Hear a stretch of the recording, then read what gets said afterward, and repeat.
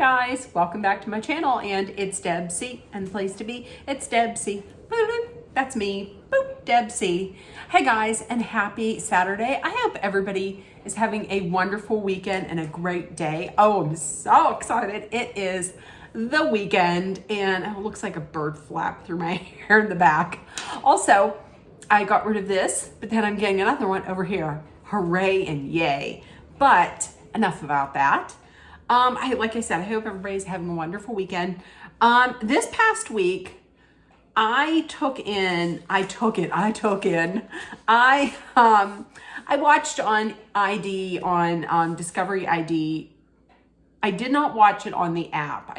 I taped it, and it was a 5-night Docu-Series event on Discovery ID. It was all about the Karen Read trial. And cringe, I did not like the name of this at all. It's A Body in the Snow, the Karen Read trial. I decided I was gonna watch it because I followed the whole thing, the whole trial through Emily D. Baker. So I was like, yes, I've been keeping up on the developments,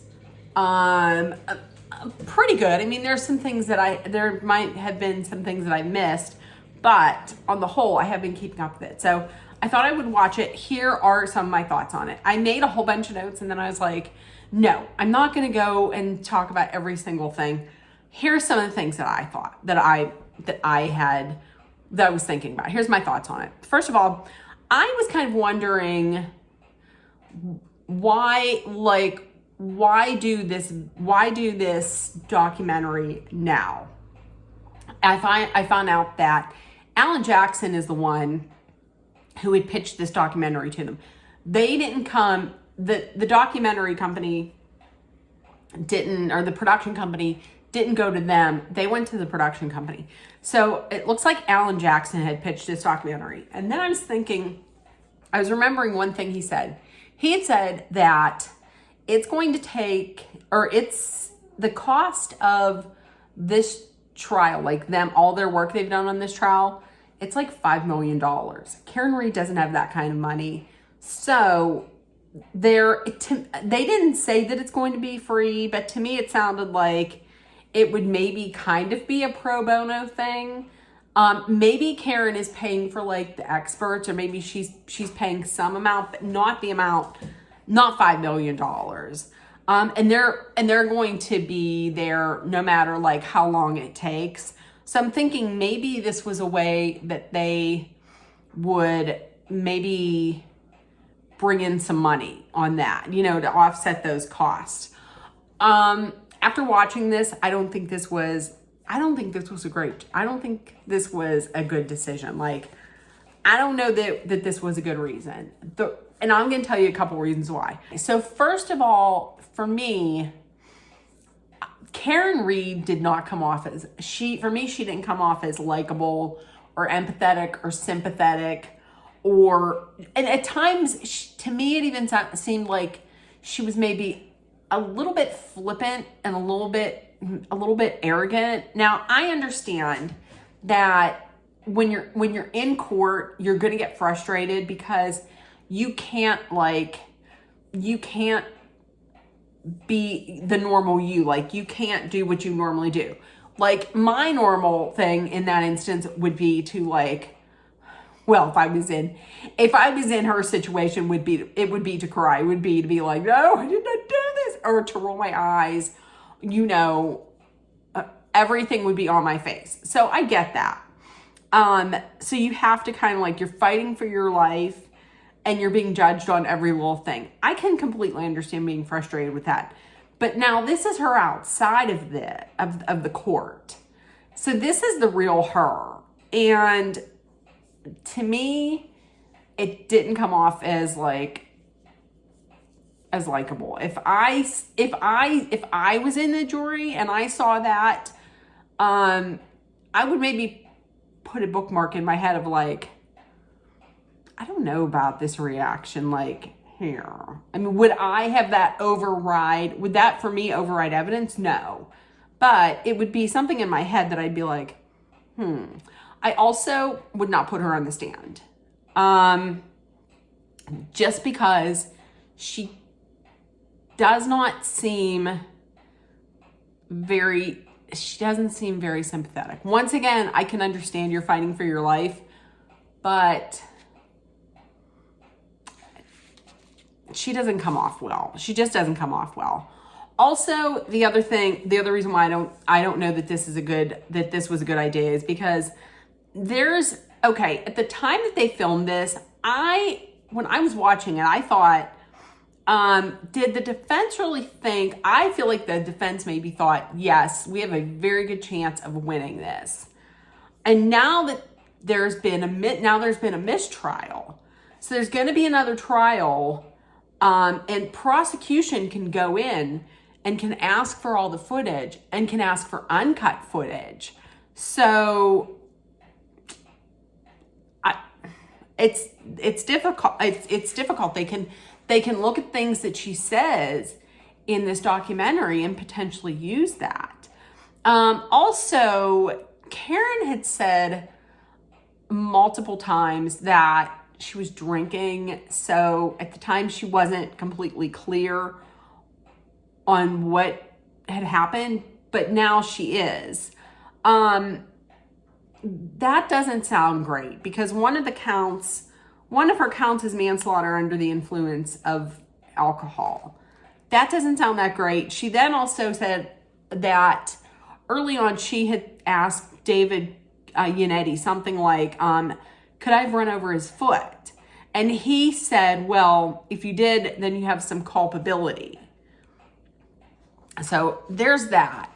The one thing that I didn't need to watch the documentary to remember this. I remember thinking this from the trial.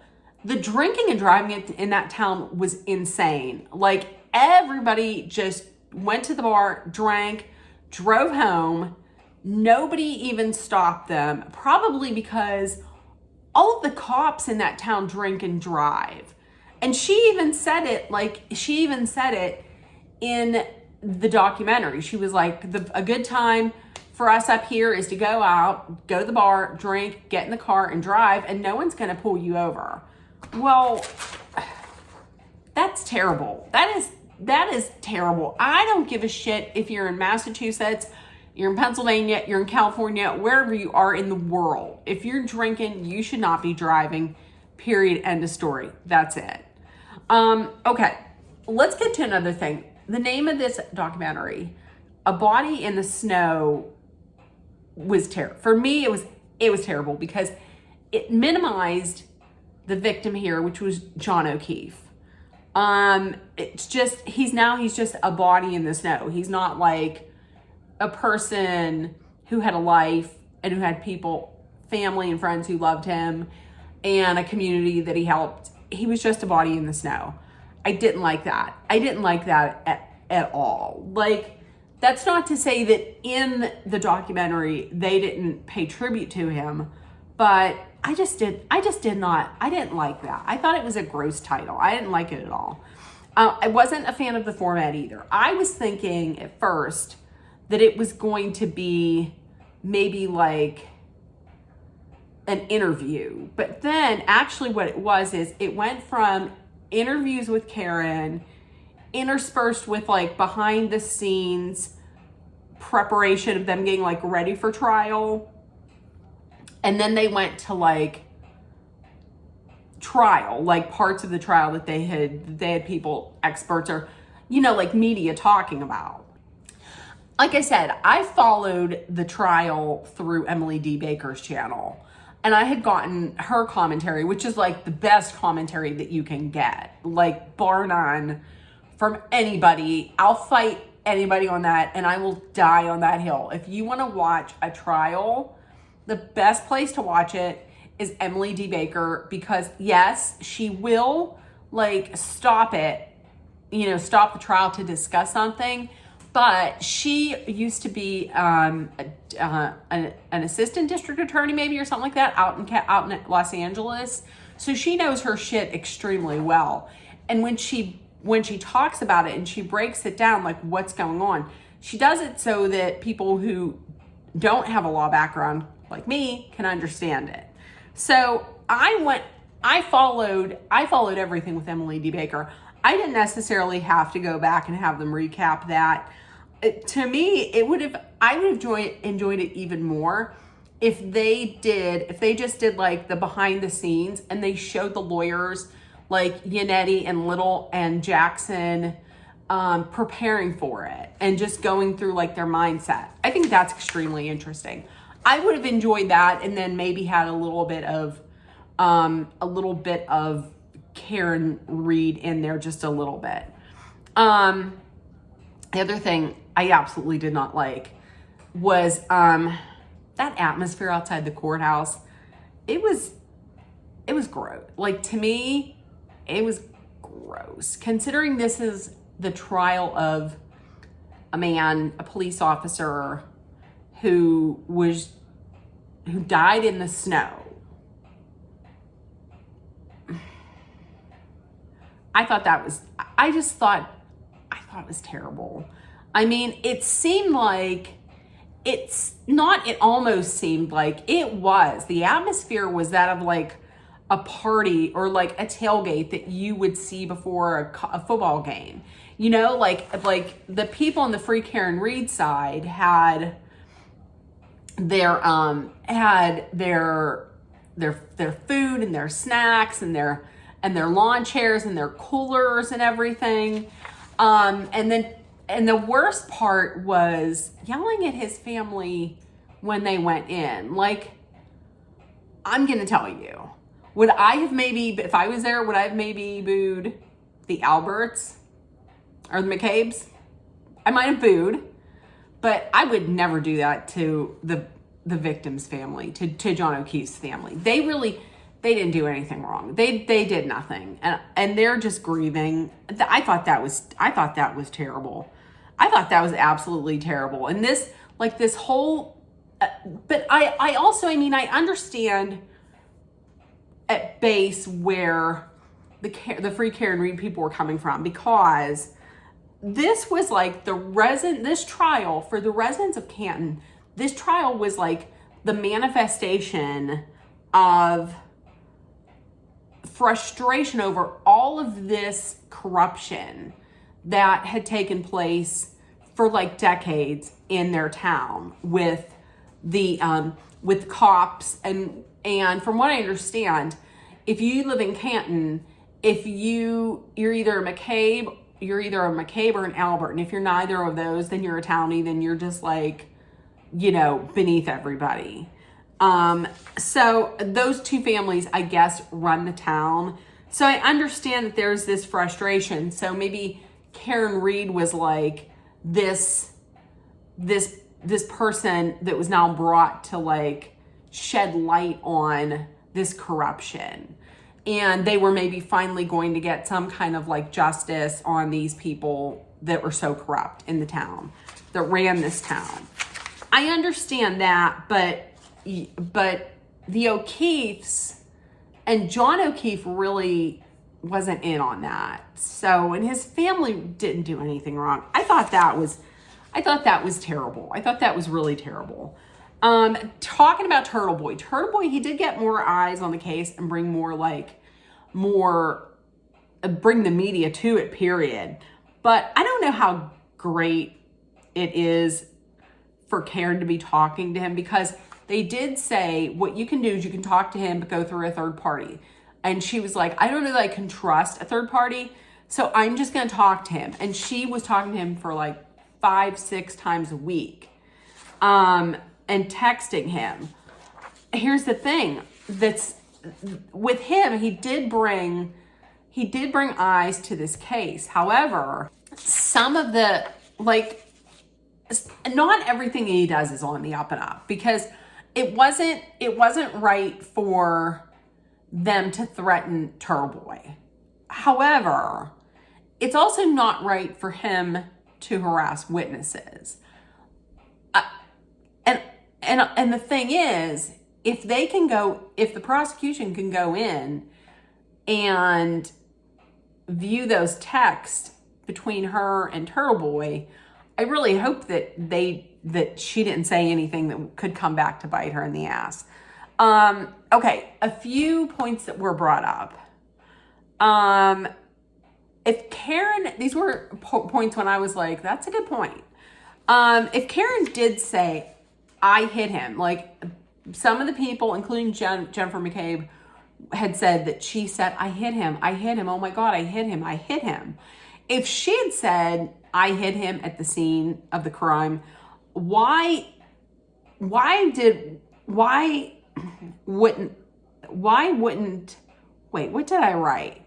If Karen did say, I hit him at the scene, they wouldn't have let her leave. So if she's saying, I hit him, she would have probably been in custody. This was Alan Jackson. She's like, if she would have said that, they wouldn't have let her leave. She would be in back of the cop car. She would be in custody, which I tend to agree.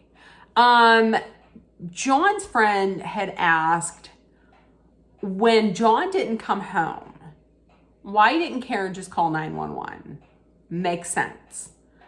Another point that his good friend had made was he doesn't believe the defense's thought process that this was like the conspiracy, that this was like all framed, like this was done to frame Karen, and this was done by people in the house at the Alberts house. He said that it doesn't make any sense that they would put the body right in the front yard, because there were train tracks behind their house. Why didn't they just go there? Or why didn't they put him in the street and you can blame it on like the him being hit? Well, the thing with the street, I mean, there would have to be a car. Now listen, if it's on the front street, they would have probably maybe even said that it was Karen. If they put it, okay, then why not put him in the street? But if you put him on the train tracks, then I would think that there's even a better chance of the cops coming to you and being like, hey, do you know how his body got back here on the train tracks? If they put him where he was, then it would be easier just to, blame it on Karen Reed.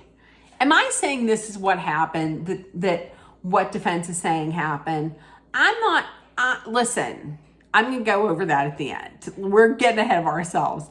Okay, also, if she had backed up, they're saying that she reversed and she backed into him at 24 miles an hour. That's pretty fast. That would have hit him hard.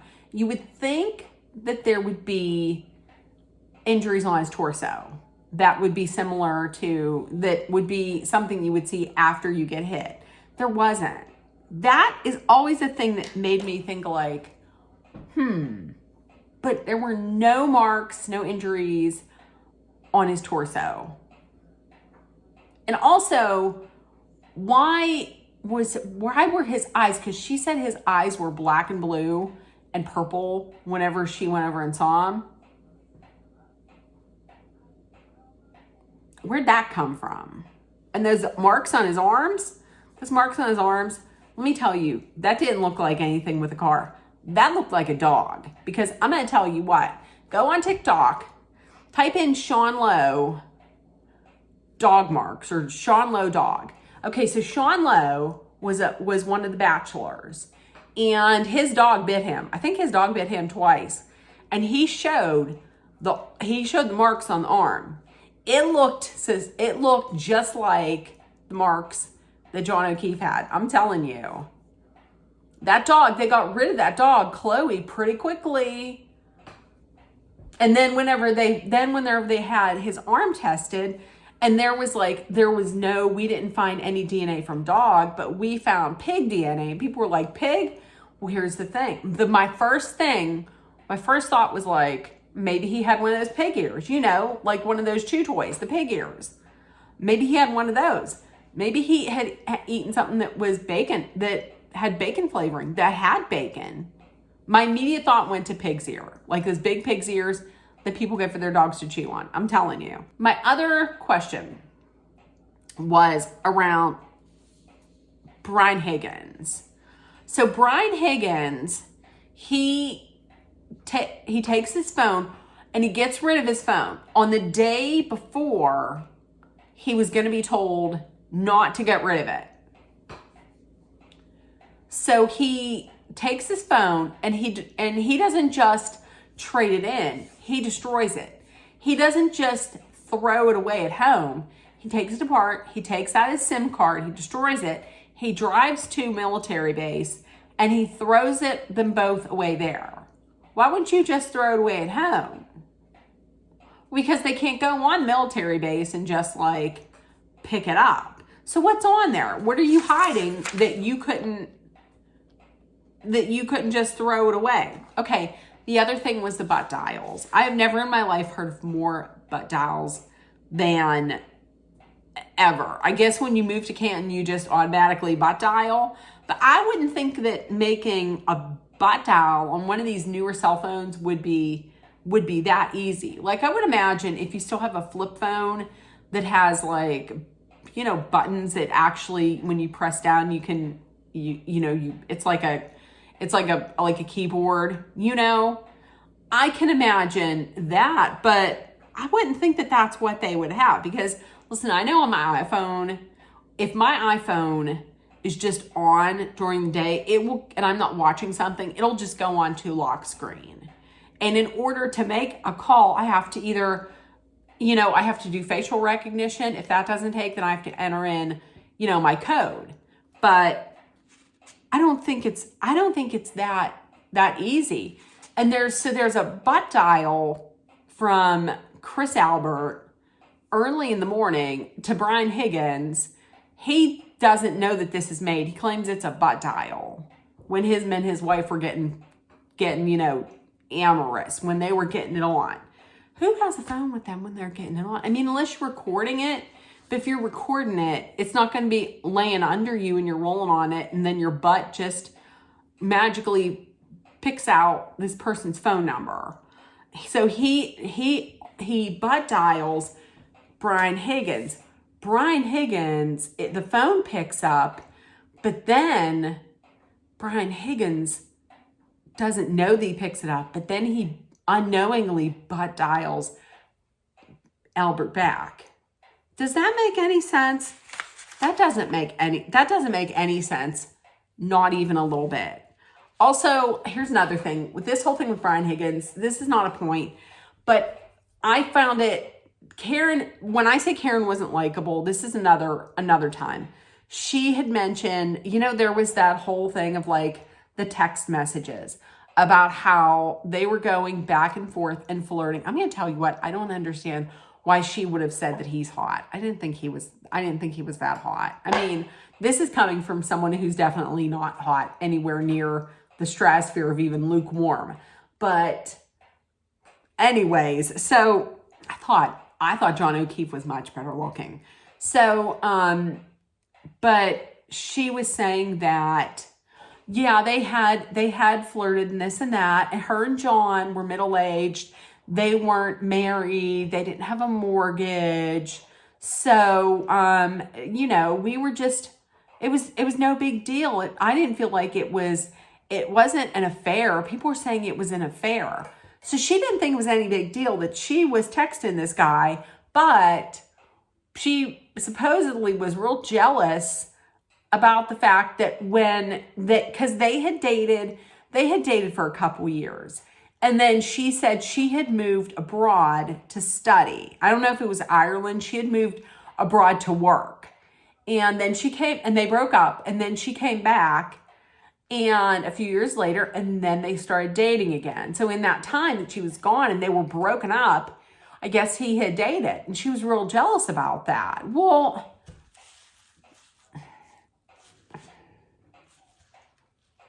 see what I mean? So those were just some head scratchers. Listen, here's another head scratcher. Who knew that Alan Jackson was so freaking jacked? I mean, what? He had some guns. That shirt, Those shirts in the war room were shirting. His shirts were shirting. Go back and watch it. His shirts were shirting. I'm not mad at that. I am mad at the fact that I got rid of this pimp's right here, and then this pimple's coming in. I am mad about that. Damn it. So, okay. Also, lastly, another thing that I loved. Oh, I loved seeing the Crash Daddy. The Crash Daddies, the ARC experts. I loved them. They were the ones that built that, like, they were the ones that were on right after Trooper Paul. And Trooper Paul, he had an associate's degree in the administration of justice or something like that. And he was flustered. He didn't know what he was talking about. And then the defense brings in ARC experts, and it's these two biochemists, engineers, and they worked with federal government and NHL, and they knew their shit frontward, backward, Monday through Sunday, all days of the week, 24 hours, 365. But, they had their shit together. They built that gun. They built that, I don't know if it was a potato gun, but they built some gun where they just loaded rocks glasses in and shot them. Come on. I loved seeing the Crash Daddies. And listen, I'm going to also tell you, one thing I did not love seeing was Bev Cannoni. Beverly Cannoni, out of all of the trials that I've watched, she was probably my least favorite judge out of all of these judges. She was not, you can tell she's just not, to me, she's biased for the prosecution. So those closings, listen, Alan Jackson, his closing, the Yanetti's opening versus Lawley's opening, Yanetti was a million times better. That closing, Jackson's closing was very memorable, like very, like he's a great communicator. He's a great storyteller. He's someone that's going to like make a great lasting impression. Whereas Adam Lawley was he was the same that he was in his opening. In his opening, he just threw out a bunch of names and a bunch of facts. And at the end, he did the same thing. He ran over on time. And when he was told, you're out of time, he was like, I just have one more sentence. And you're expecting this one last sentence to be something that's really going to be like, that you are really going to if you're in the jury, you're going to remember it. And they're going to be printing it out in newspapers. And people are going to be like, oh my God, this left such an impression on me. And it turned out to just peter out to nothing. And at the end then, and it turned out to be a mistrial, I felt like Alan Jackson was celebrating a little too hard for the fact that it was just like a mistrial. But I see that at least his client isn't in prison, and they live to fight another day. So speaking of living to fight another day, they are, there have been trial motions all week. It looks like the trial is moved. Well, the trial's not moved to, is it moved to the 25th? They had asked for it to be moved. And she had said, no, we're not going to formally move it. They're going to start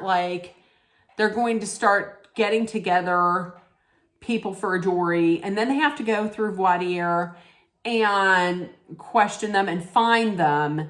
And by the time all of this is done, it'll be April 25th. So that's when they're looking. It looks like that's when it's going to happen. Also, let me just tell you another thing that was awesome. Finally, I'm not even going to say Trooper Michael Proctor, because he's no longer. Michael Proctor was finally fired. I was surprised that it took this long for him to be fired. If you don't remember Michael Proctor, he was the trooper who took the stand. He was that I believe he if he wasn't the lead investigator, then he was co-lead or whatever. He was the one that got up on the stand and said, and he had to read his text to his high school buddies and to his bosses, to his supervisors. And he called her just, he called her just the worst. Like, he called her a bitch. I see you next Tuesday. Said she had no ass. Called her a whack job. Made fun of her medical conditions, and worse off, said he to his sister, said, I hope she just unalives herself, which is unbelievable. And then his wife stood up for him on that. And she was like, well, he was saying this because a cop died. A fellow cop died. Well, he didn't even say anything about John O'Keefe dying. None of that. Oh, terrible. So he's gone.